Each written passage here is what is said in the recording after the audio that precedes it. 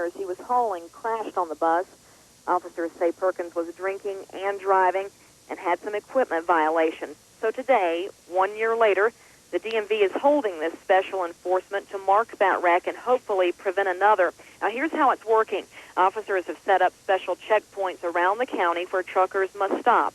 They've also got one checkpoint at a local grocery store, and they're looking for drivers who may be impaired from either alcohol or lack of sleep, and they're also checking the trucks out to make sure their equipment is working properly. Now, this started at midnight last night and will run through midnight tonight. Tammy? Okay, thank you. Susan Mundy reporting live by phone from Hayesville. Well, roads are clogged and hotels and motels packed as tourists gear up for a weekend of leaf-looking, shopping. And upset drivers from the Asheville Motor Speedway are gathering for a protest of the traffic. And I'm Mary Hudd live at the Asheville Speedway where it's the one-year anniversary of this tragic wreck with an enforcement operation targeting truckers. Good evening, everyone. I'm Frank Crocker. And I'm Darcel Grimes. Troopers say trucker Wendell Perkins was driving drunk and his truck overweight when that wreck happened in Macon County 1 year ago. Hayesville High student Rochelle Edwards and coach Paul Meliska died in the crash, and several others were hurt. News 13's Susan Mundy joins us with more. Susan, what's the DMV doing? Well, they've set up an inspection checkpoint in Hayesville, especially for truckers. Now, the aim is to catch dangerous violations and make our roads safer. They call it Operation Rochelle and Paul, in memory of those two victims. Okay, I'm gonna go ahead and do a quick inspection. Okay, fire up. The DMV set up a temporary inspection checkpoint in a grocery store parking lot in the heart of Hayesville.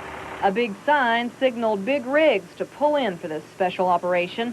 One by one, officers look them over for any safety problems. Grease seals leaking, loose bolts, anything in general. The DMV said this truck had some minor equipment violations. The trucker has 15 days to check them out. Still, he said he did not mind the safety stop. It's all right in my book because there are people out there drinking and carrying on, and they need to be brought off. Help keep the roads safer? Yeah, absolutely, ma'am. I'm out here 5 days a week. You wouldn't believe what I see sometimes. The DMV says it's found a number of safety violations, everything from drivers carrying drugs to brake failure. In fact, they say that this truck had so many safety violations, they had to take it off the road. Low air pressure warning. Officer David Williams spent some of his time off organizing this operation. He lives in this area and wanted to make a difference on this tragic anniversary. I got into law enforcement to try to help people, and that kind of, driving past that, made me feel kind of helpless, like we weren't able to stop something that could have been stopped. And I just wanted to let people here know that we remember and we're trying to help.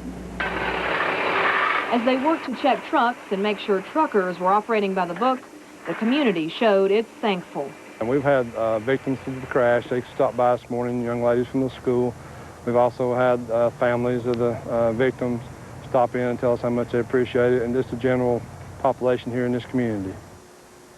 Now, the DMV has some officers out on the roads around Hayesville as well to catch truckers who may not have passed that checkpoint or who avoided it.